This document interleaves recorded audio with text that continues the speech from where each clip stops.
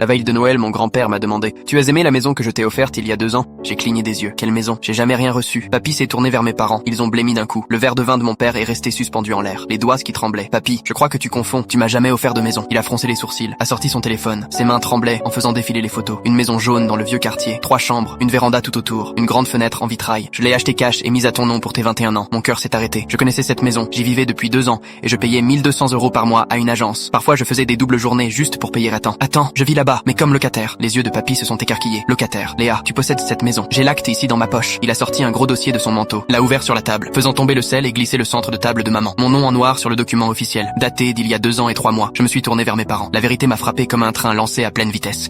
Vous m'encaissez le loyer de ma propre maison. Silence total. La fourchette de maman est tombée dans son assiette. On entendait juste l'horloge du couloir. On peut t'expliquer, a murmuré papa. Expliquez quoi que vous avez été mes proprios tout ce temps que chaque mois je vous donnais 1200 € que j'avais sué à gagner. Maman s'est mise à pleurer. Son mascara coulait sur ses joues. On mettait l'argent de côté pour toi, chérie, pour te constituer un petit capital.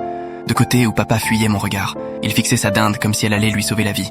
On a payé nos cartes de crédit, le prêt du bateau, d'autres dettes. On allait te le dire quand ce serait le bon moment.